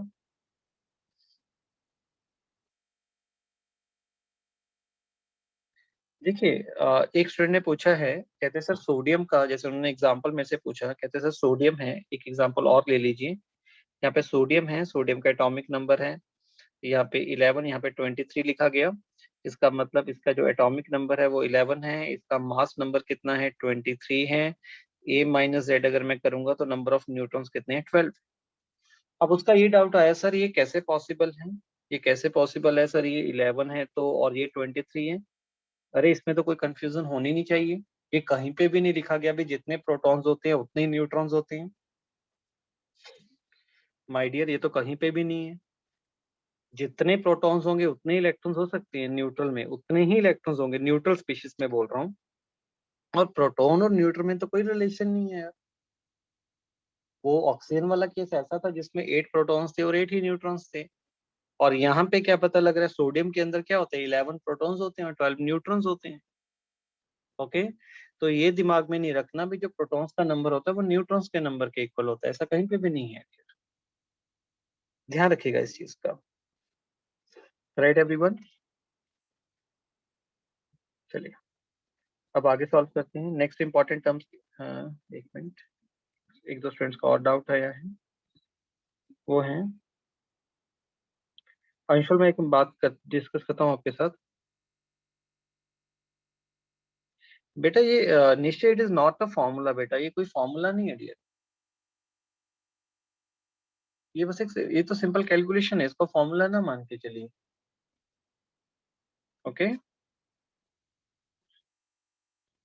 एंड एक स्टूडेंट ने पूछा sir atomic number, atomic mass और मास नंबर में क्या डिफरेंस होता है। डियर मास, जो एटॉमिक मास होगा उसके यूनिट्स ग्राम में होंगे, वो मास है, ये मास नंबर है, एक नंबर को रिप्रेजेंट कर रहा है, वो उसके वेट को रिप्रेजेंट करता है। एटॉमिक मास उसके एटम के वेट को रिप्रेजेंट करता है और मास नंबर उसके एक नंबर है, वो उसके अंदर कितने प्रोटॉन्स है और कितने न्यूट्रॉन्स है वो उनको रिप्रेजेंट करता है। तो there is a huge difference between the mass number and atomic mass. Okay, ध्यान रखिएगा इस चीज। अब हमारे पास यहाँ पे आती है फोर्थ टर्म। फोर्थ टर्म हम लोग बात करते हैं आइसोटॉप्स। आइसोटॉप्स, अब आइसोटॉप्स क्या होते हैं, अगर आइसोटॉप्स के बारे में लिखें, आइसोटॉप्स बोलते हैं उनको, बोलते हैं elements with same atomic number. Elements with, सबने किया होगा ये तो यार, ये चीजें तो की होती हैं सबने, same atomic number but different mass number, but different mass number. ऐसे एलिमेंट्स जिनका एटॉमिक ऐसे एलिमेंट्स जिनका एटॉमिक नंबर सेम होगा पर मास नंबर डिफरेंट है तो उनको हम लोग क्या बोलते हैं, आइसोटॉप्स बोलते हैं। अगर सेम एटॉमिक नंबर है तो इसके एग्जांपल्स मैं आपको काफी एग्जांपल्स बताऊंगा, वो सारे एग्जांपल्स आप लोगों को पता होनी चाहिए, तो कहीं ना कहीं वो एग्जांपल यूज हो जाती हैं। जैसे सबसे पहले एग्जांपल आता है हाइड्रोजन का, माय डियर। हाइड्रोजन का जो एटॉमिक नंबर होता है वो हमेशा 1 ही होता है। हाइड्रोजन का मास नंबर 1 भी हो सकता है, 2 भी हो सकता है, 3 भी हो सकता है।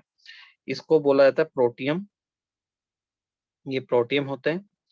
और जिसका ये 2 होता है इसको बोलते हैं ड्यूटीरियम, ड्यूटीरियम, ड्यूट्रियम। और जो थर्ड वाला होता है इसको बोलते हैं ट्रिटियम। ओके, तो एक एग्जांपल तो ये है हमारे पास हाइड्रोजन के, जनरली हमारे पास ड्यूट्रियम होता है। ई एक्स्ट्रा डल के मैं इसको ई को काट देता हूँ। Deuterium, protium, deuterium and tritium, एक एग्जांपल तो ये है। एग्जांपल नंबर सेकंड, कार्बन के भी इंपॉर्टेंट आइसोटॉप्स होते हैं। कार्बन का जो एटॉमिक नंबर होता है वो 6 होता है और उसका मास नंबर जनरली 12 एंड 14। तो कार्बन के जनरली ये दो आइसोटॉप्स हैं जो अपने को मिलते हैं। सिमिलरली थर्ड एग्जांपल, क्लोरीन ऐसा एलिमेंट्स है, बहुत एलिमेंट ऐसे हैं जिनके आइसोटॉप्स अपने को मिलते हैं। क्लोरीन का एटॉमिक नंबर 17 होता है और इसका जो मास नंबर है जनरली 35 एंड 37। ठीक है, ये है। ऐसे ही स्टूडेंट्स ऑक्सीजन एलिमेंट है, जो ऑक्सीजन हमारे पास एलिमेंट होता है उसका जो एटॉमिक नंबर है वो 8 है और उसका जो मास नंबर जो हमें आइसोटॉप्स मिलते हैं ऑक्सीजन के 16, 17, 18 ये मिल जाते हैं हमारे पास। ओके, तो आपने सभी को याद रखने की जरूरत नहीं है, कहीं आप सभी के सारे के सारे आइसोटॉप्स को याद रखने की बात करना स्टार्ट कर दो। इनमें से जो जनरली पूछा जाता है वो पहले 3 के बारे में इंपॉर्टेंट होता है, उनके बारे में पता होना चाहिए अपने को। जो फर्स्ट 3 केसेस हैं, ओके, हाइड्रोजन के आइसोटॉप्स के बारे में, कार्बन के आइसोटॉप्स के बारे में और क्लोरीन के आइसोटॉप्स के बारे में। राइट एवरीवन, मेरे ख्याल से सब बच्चों को यहाँ तक बात क्लियर है। नहीं, लीजा उनका कोई नेम नहीं है बेटा, कार्बन के आइसोटॉप्स का कोई नेम नहीं है, वो हाइड्रोजन के आइसोटॉप्स के नेम दिया जाता है, ठीक है, ओके। नाइट्रोजन के भी काफी इंपॉर्टेंट होते हैं, चलिए आगे मूव करते हैं। नाइट्रोजन के आइसोटॉप्स, तो नाइट्रोजन का एटॉमिक नंबर 7, तो इसके 2 आइसोटॉप्स होते हैं, nitrogen 14 and nitrogen 15।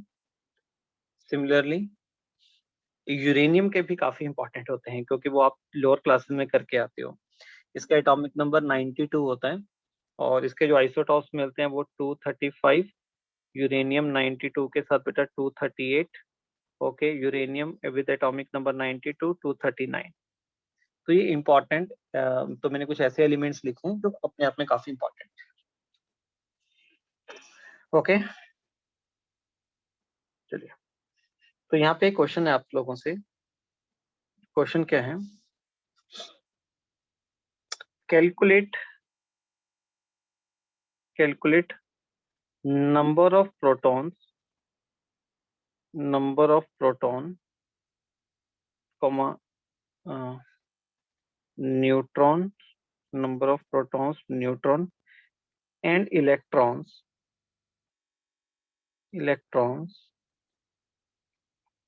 protons, neutrons and electrons in all isotopes of hydrogen,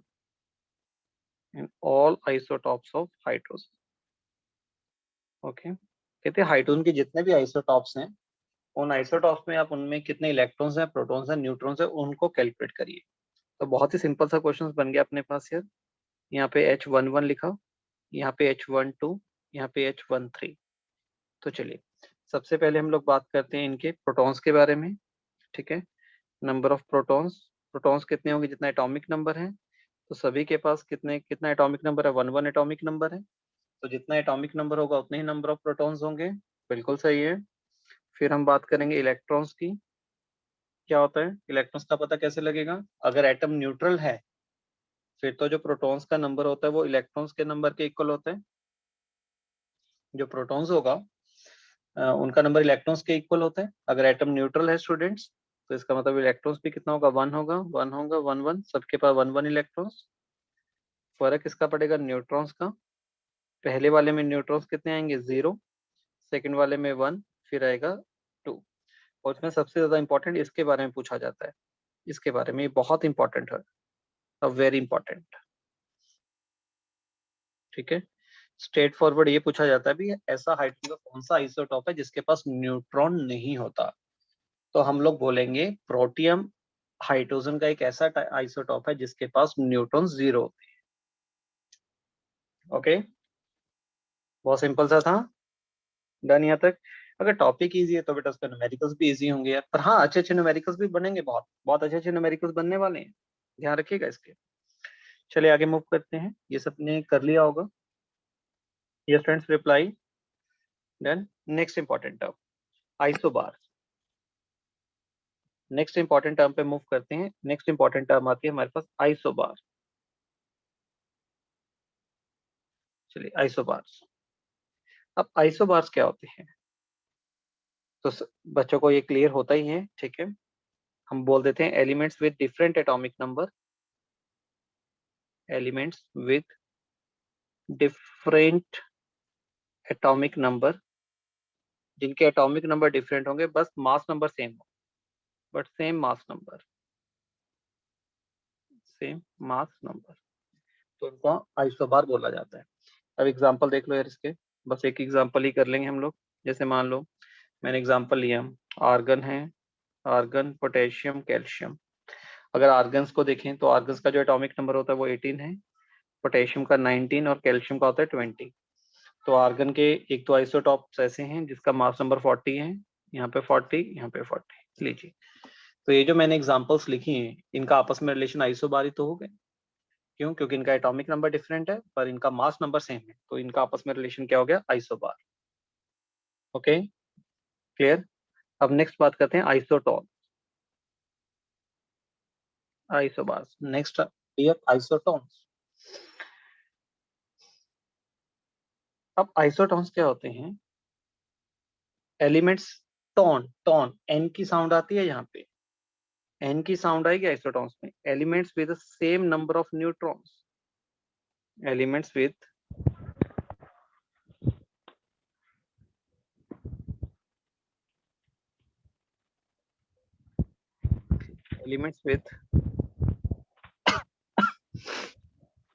elements with different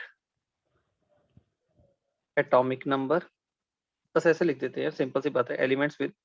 elements having same number of neutrons, elements having same number of neutrons, same number of neutrons। तो ऐसे elements जिनके पास neutrons का number same है, they are called isotons, उनको आइसोटॉन्स बोलेंगे। अब जैसे examples देखिएगा, मैं यहाँ पे एक अच्छे से एग्जांपल लेके चलता हूँ। या तो हो गया होगा आइसोटोन, फील आता है यार, बोल के देखिए आइसोटोन। आइसो का मतलब, हाँ आइसो का मतलब बता दूं, आइसो का मतलब होता है सेम। टोन, टोन एन की साउंड आती है, एन से क्या होता है? न्यूट्रॉन होता है। तो एलिमेंट जिनके पास सेम नंबर ऑफ न्यूट्रॉन्स होंगे उनको आइसोटोन्स बोलेंगे हम लोग।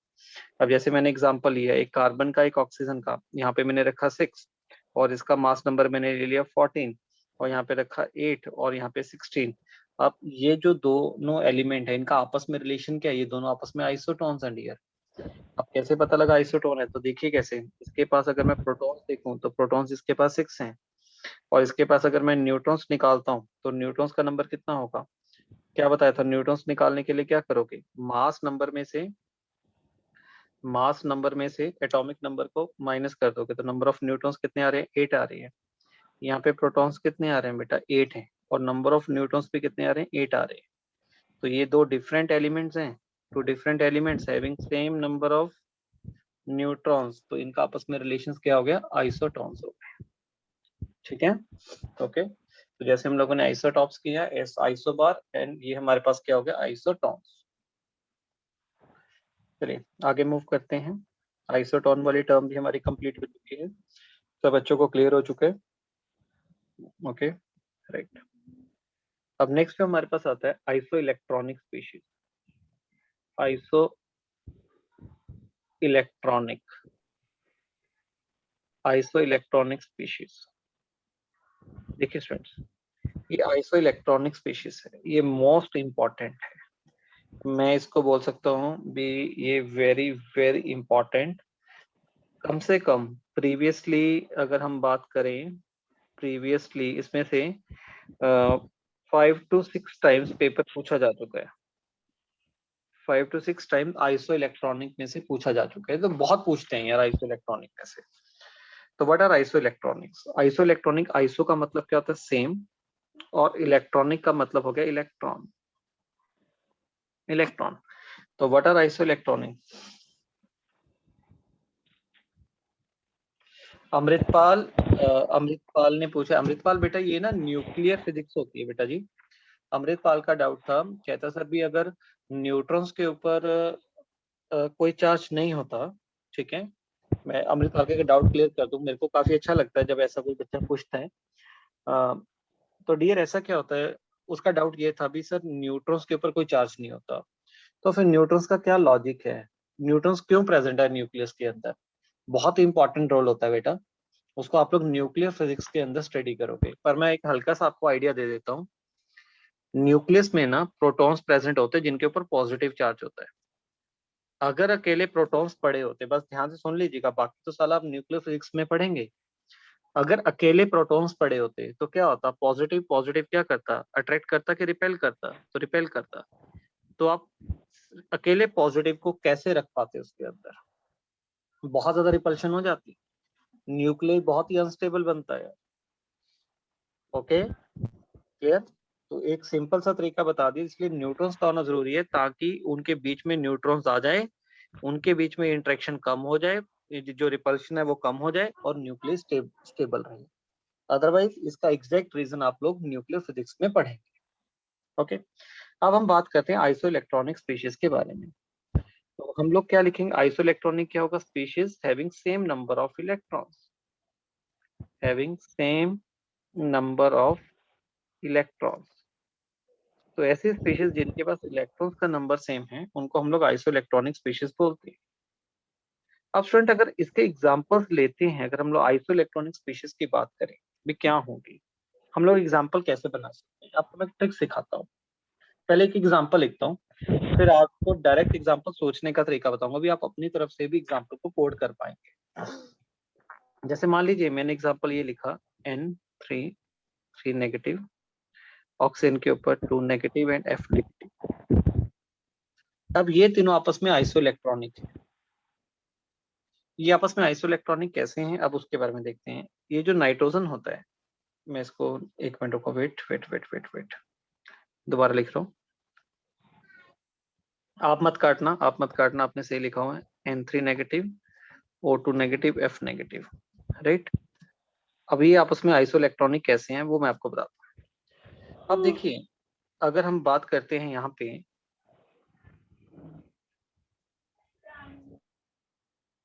अब अगर आप ध्यान से देखेंगे स्टूडेंट्स, तो ये जो न्यूट्रॉन है इसका एटॉमिक नंबर 7 होता है, ठीक है। ऑक्सीजन का एटॉमिक नंबर 8 है और फ्लोरीन का एटॉमिक नंबर है 9। अगर ये न्यूट्रल होते, अगर ये तीनों न्यूट्रल होते तो डेफिनेटली इनके पास, अगर मैं प्रोटॉन्स की बात करता हूँ, इसके पास प्रोटॉन 7 है, इसके पास 8 है, इसके पास 9 है। अगर ये न्यूट्रल होते माय डियर, तो जितने प्रोटॉन है उतने इलेक्ट्रॉन्स होने चाहिए थे, पर ये न्यूट्रल तो है नहीं। नाइट्रोजन के ऊपर कितना चार्ज है, 3 नेगेटिव है। 3 नेगेटिव का मतलब उसने 3 इलेक्ट्रॉन्स ज्यादा लिए हुए हैं। क्यों? क्योंकि हम लोगों को ये पता है भी जब भी कोई एलिमेंट इलेक्ट्रॉन देता है उसके ऊपर पॉजिटिव आता है, जब इलेक्ट्रॉन लेता है तो उसके ऊपर नेगेटिव आता है। इसका मतलब अगर n न्यूट्रल होता तो उसके पास 7 इलेक्ट्रॉन्स होने चाहिए थे, पर 3 नेगेटिव क्या इंडिकेट कर रहा है, 3 नेगेटिव इंडिकेट कर रहा है भी उसने 3 इलेक्ट्रॉन्स को लिया है। तो 7 में से अगर 3 इलेक्ट्रॉन्स ले लिए उसने तो उसके पास इलेक्ट्रॉन्स कितने हो गए, 10 हो गए। ऐसे ही O2 नेगेटिव को देखते हैं, इसमें 8 प्रोटॉन्स थे तो इसके पास ऑलरेडी 8 इलेक्ट्रॉन्स तो हैं अगर ये न्यूट्रल है, पर 2 नेगेटिव का मतलब इसने 2 इलेक्ट्रॉन्स और लिए हैं, तो इसका मतलब इसके पास इलेक्ट्रॉन्स 10 हो गए डियर। ऐसे ही F नेगेटिव है, F का एटॉमिक नंबर है 9, इसका मतलब इसके पास 9 प्रोटॉन्स हैं। रोहन देखो बेटा, रोहन इस चीज से समझे डियर, आपके पास अगर कोई स्पीशीज है, अगर वो इलेक्ट्रॉन्स को ले रहा है तो उसके इलेक्ट्रॉन्स को लेने से उसके ऊपर नेगेटिव चार्ज आता है, ठीक है। अब मान लो नाइट्रोजन है, नाइट्रोजन का एटॉमिक नंबर 7 है, ये नाइट्रोजन न्यूट्रल है। अगर ये नाइट्रोजन न्यूट्रल है, तो अगर ये न्यूट्रल है तो यहाँ से क्या पता लगा, अगर ये न्यूट्रल है तो डेफिनेटली ये भी इसके अंदर जो प्रोटॉन्स का नंबर होगा वो इलेक्ट्रॉन्स के नंबर के इक्वल होगा, तभी ये न्यूट्रल है यार, ठीक है। तो जो न्यूट्रल मॉलिक्यूल होता है उसमें प्रोटॉन का नंबर इलेक्ट्रॉन्स के नंबर के इक्वल होते हैं, मैंने बताया था। अब यहाँ पे प्रोटॉन्स कितने हैं, 7 है। तो अगर नाइट्रोजन न्यूट्रल होता तो 7 ही इलेक्ट्रॉन्स होते, पर इसके ऊपर कितना चार्ज है, 3 नेगेटिव है। 3 नेगेटिव का मतलब इसने 3 इलेक्ट्रॉन्स लिए हुए हैं, तो 7 होने चाहिए थे, 3 और ले लिए तो नंबर ऑफ इलेक्ट्रॉन्स बिकम्स कितने हो गए, 10 हो गए इसके पास। ऐसे ही ऑक्सीजन है, उसके उसके पास प्रोटॉन कितने, 8 हैं। अगर वो न्यूट्रल होता तो उसके पास 8 इलेक्ट्रॉन्स होने चाहिए थे, तो पर उसने 2 इलेक्ट्रॉन्स और ले लिए तो उसके पास भी नंबर ऑफ इलेक्ट्रॉन्स कितने हो गए, 10 हो गए। ऐसे ही फ्लोरीन है, फ्लोरीन का एटॉमिक नंबर 9 है तो उसके पास 9 प्रोटॉन्स होने चाहिए, और उसने एक नेगेटिव है, एक नेगेटिव का मतलब एक इलेक्ट्रॉन्स और लिया है, अगर एक इलेक्ट्रॉन्स और लिया तो उसके पास भी 10 इलेक्ट्रॉन्स होने चाहिए यार। तो देखो सभी के पास, अगर हम बात करें सभी के पास जो नंबर ऑफ इलेक्ट्रॉन्स है बेटा वो सेम आ रहे हैं। इसका मतलब ये तीनों आपस में क्या हो गया, आइसो इलेक्ट्रॉनिक। तो species having same number of electrons, तो जिनके पास सेम नंबर ऑफ इलेक्ट्रॉन्स होंगे उनको हम लोग आइसो इलेक्ट्रॉनिक स्पीशीज बोलते हैं।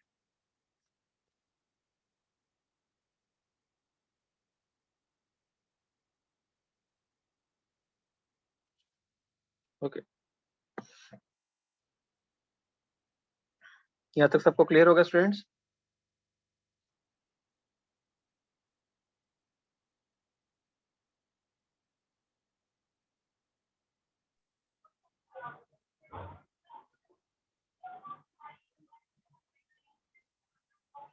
Okay dear, very good.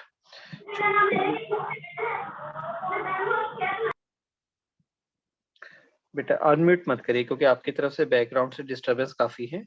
ठीक है, ये हो गया अपने पास। अब नेक्स्ट एग्जांपल्स की बात करते हैं, आइसो इलेक्ट्रॉनिक्स की और भी एग्जांपल्स की बात करेंगे हम लोग। जैसे हम लोगों ने, हमें पॉजिटिव चार्ज वाला ही बताता हूँ बेटा, जस्ट वेट, अभी 1 सेकंड के लिए रुकेगा। डोंट वरी, काफी डाउट्स आप लोगों के क्लियर होंगे बेटा जी, डोंट वरी। अब जैसे मान लो Na पॉजिटिव है, Na positive, Mg2 positive, Al3 positive, okay, and F negative. लीजिए, अब हमने ये चेक करना है क्या ये आपस में आइसोइलेक्ट्रॉनिक है या नहीं है। देखिए अब कैसे सोचेंगे, आपके पास जो फ्लोरीन होता है स्टूडेंट्स, जो आपके पास फ्लोरीन है उसका एटॉमिक नंबर तो मैंने आपको बता दिया था 9 होता है, सोडियम का 11, मैग्नीशियम का 12, एल्यूमिनियम का 13। ओके, तो आप इनके प्रोटॉन्स के नंबर को लिख लीजिए पहले। तो प्रोटॉन्स हैं इसके पास प्रोटॉन्स 9 है, इसके पास 11 है, इसके पास 12 है, इसके पास 13 है। अब हम इलेक्ट्रॉन्स के बारे में लिखेंगे। अब जो फ्लोरीन था उसके पास 9 प्रोटॉन्स थे, उसके ऊपर एक नेगेटिव है माय डियर। एक नेगेटिव का मतलब उसने एक इलेक्ट्रॉन एक्स्ट्रा है। न्यूट्रल होता तो 9 होते, पर एक इलेक्ट्रॉन एक्स्ट्रा हो गया उसके पास, तो कितने इलेक्ट्रॉन्स आ गए? 10। पॉजिटिव क्या रिप्रेजेंट करता होता है? इलेक्ट्रॉन लिया या इलेक्ट्रॉन्स दिए हैं, इलेक्ट्रॉन्स डोनेट किए हैं, इसको रिप्रेजेंट करता होता है। तो सोडियम के पास अगर 11 प्रोटॉन्स हैं तो इलेक्ट्रॉन्स कितने होंगे? अगर सोडियम न्यूट्रल होता तो 11 ही इलेक्ट्रॉन्स होते, पर 1 पॉजिटिव है। 1 पॉजिटिव का मतलब एक इलेक्ट्रॉन उसने दे दिया है, डोनेट कर दिया, तो एक इलेक्ट्रॉन डोनेट करने के बाद उसके पास जो रिमेनिंग इलेक्ट्रॉन्स बच रहे हैं वो 10 है। ऐसे मैग्नीशियम है, मैग्नीशियम का एटॉमिक नंबर 12 है, तो 12 प्रोटॉन्स हैं, 12 ही इलेक्ट्रॉन्स होने चाहिए थे, पर उसमें से 2 इलेक्ट्रॉन उसने लूज कर दिए, तो इसका मतलब उसके पास 10 इलेक्ट्रॉन्स बचे। सिमिलरली एल्यूमिनियम है, एल्यूमिनियम के पास 13 प्रोटॉन्स हैं, तो 13 इलेक्ट्रॉन्स होने चाहिए थे, बट उसने क्या किया, उसने 3 इलेक्ट्रॉन्स को लूज कर दिया। अगर 13 में से 3 चले जाएंगे तो नंबर ऑफ इलेक्ट्रॉन्स कितने रहेंगे? 10। तो यहाँ पे भी देखिए, इस एग्जांपल के अंदर भी क्या पता लग रहा है, अभी सबके पास सेम नंबर ऑफ इलेक्ट्रॉन्स है। अगर सबके पास सेम नंबर ऑफ इलेक्ट्रॉन है, इसका मतलब आपस में आइसो इलेक्ट्रॉनिक है, राइट। ऐसे एक एग्जांपल और है, जैसे मान लो एक CO और N2, अगर हम इनकी बात करें, क्या ये आपस में आइसो इलेक्ट्रॉनिक है या नहीं है, कैसे पता लगेगा? देखिए, इसमें हम लोग इलेक्ट्रॉन्स निकालेंगे, पहले CO में देखते हैं।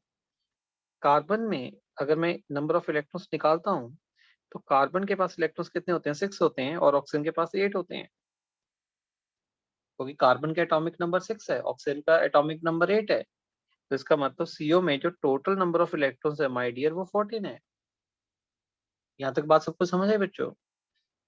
समझ आना भी चाहिए, कोई दिक्कत नहीं है, क्योंकि CO का मतलब क्या है? एक कार्बन और एक ऑक्सीजन, एक कार्बन में 6 इलेक्ट्रॉन्स, ऑक्सीजन में 8 इलेक्ट्रॉन्स, तो एक CO में टोटल नंबर ऑफ इलेक्ट्रॉन्स कितने हुए? 14 हुए।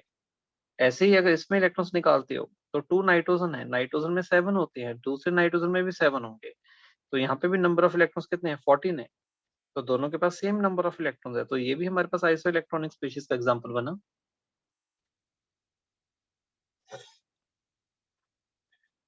क्या कहते हैं, बताइए, क्या आइसो इलेक्ट्रॉनिक स्पीशीज सबको समझ आया बेटा?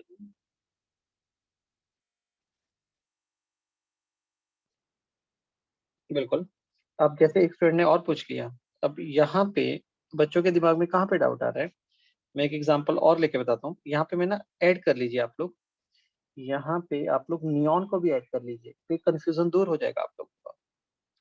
नियॉन का एटॉमिक नंबर कितना होता है? 10 होता है, ठीक है। नियॉन यहाँ पे न्यूट्रल है, तो उसके पास प्रोटॉन्स कितने हैं? 10 है, तो उसके पास नंबर ऑफ इलेक्ट्रॉन्स भी 10 होंगे।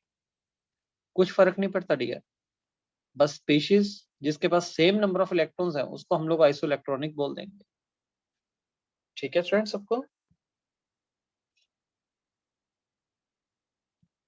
आई थिंक से आइसो इलेक्ट्रॉनिक स्पीशीज भी डन हो चुका है सब बच्चों का, अच्छे तरीके से उनको क्लियर हो चुका है, किसी भी टाइप का कोई कंफ्यूजन नहीं होगा। चलिए, अब नेक्स्ट जो हमारे पास आता है, नेक्स्ट जो इंपॉर्टेंट टर्म है, लास्ट इंपॉर्टेंट टर्म्स की बात करते हैं, आइसोडाइफर्स।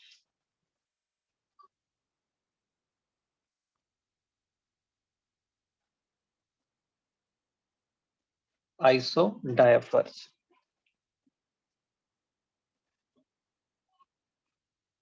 देखिए आइसोडाइफर्स किसको बोलते हैं? आइसोडाइफर्स हम लोग उन स्पीशीज को बोलते हैं जिनमें प्रोटॉन और न्यूट्रॉन्स में जो डिफरेंस है वो सेम होता है।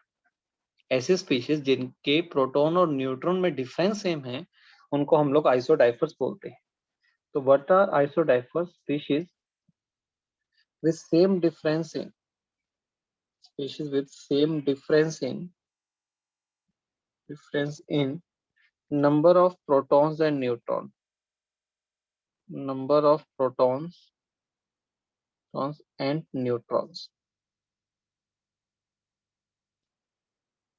तो जिनके प्रोटॉन्स और न्यूट्रॉन्स में जो डिफरेंस है वो सेम है उनको हम लोग आइसोडाइफर्स बोलते हैं। जैसे मान लीजिए मैं आपको एक एग्जांपल से समझाता हूँ, इसको एग्जांपल से ज्यादा बेटर अपने को क्लियर होने वाला है।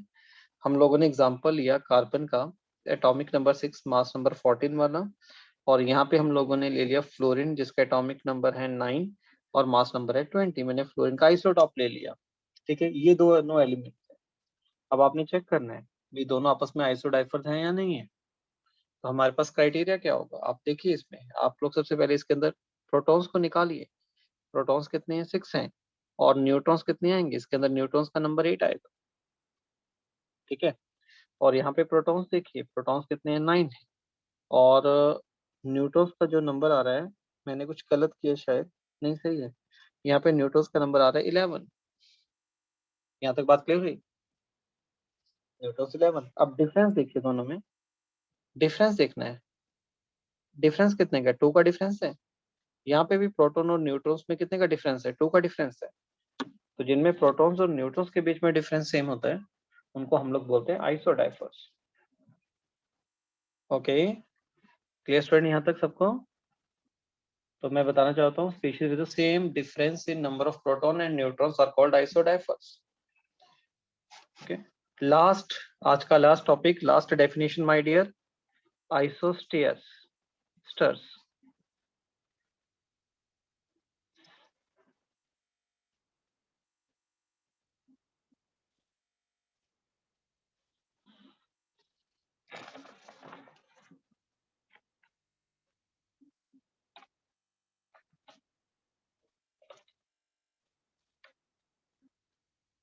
Okay,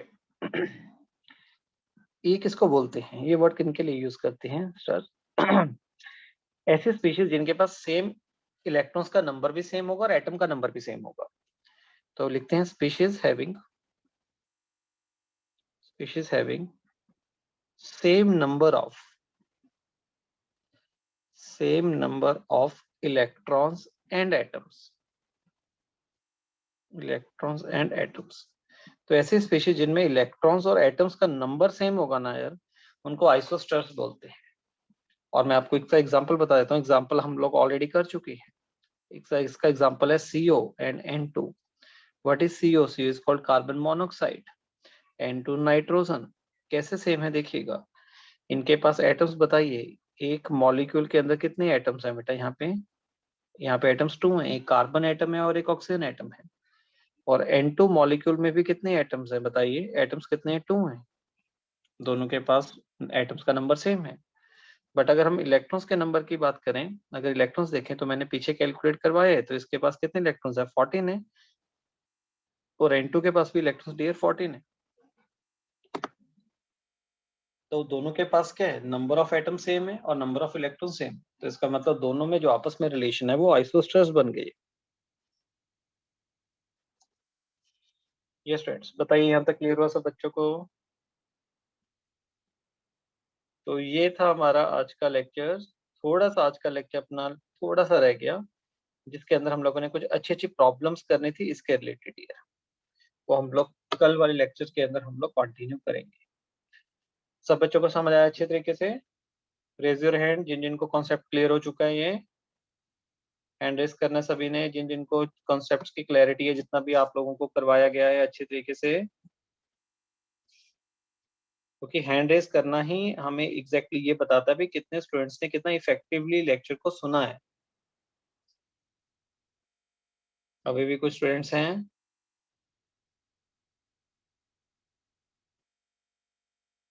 okay, great. तो बहुत अच्छा। तो ये जो डॉक्यूमेंट है ये आपके साथ शेयर हो जाएगा बेटा जी, ठीक है, ये जो डॉक्यूमेंट जो आज मैंने आपको करवाया है ये आपके साथ में आपको व्हाट्सएप कर रहा हूँ, व्हाट्सएप वाले ग्रुप पे। और इवन की जो रिकॉर्डिंग होगी वो भी आपके साथ शेयर हो जाएगी। ठीक है, तो आपके लिए होमवर्क ये है भी आपने इसी लेक्चर को रिवाइज करके आना है।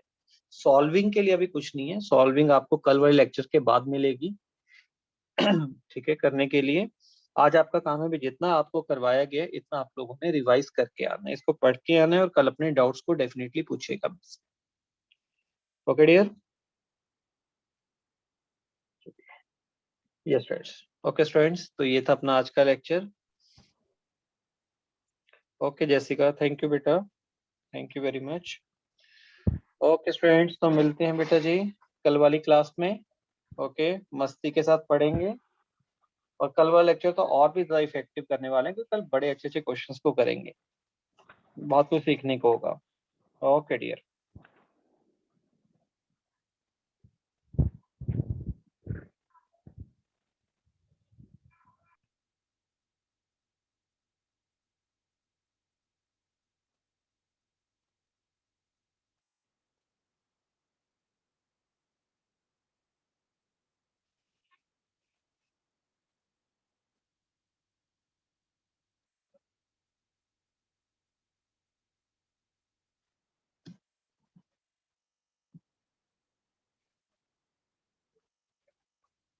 विद्योत माँ बेटा जी, उसको ऐसा सोचने की जरूरत नहीं होती बेटा जी। जो जितने आप इस तरीके से फॉर्मूले बनाएंगे ना उतना कंफ्यूजन क्रिएट ज्यादा हो सकती है, उतना पेपर के टाइम में अटेम्प्ट गलत हो सकता है। Just remember same difference in proton and neutrons. Simple language में बेटा चीजों को करिए। ओके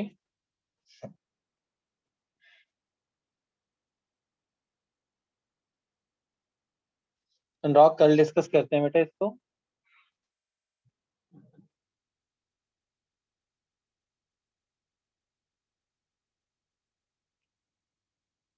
ओके राइट, ठीक है स्टूडेंट्स, मिलते हैं बेटा कल क्लास में। ओके।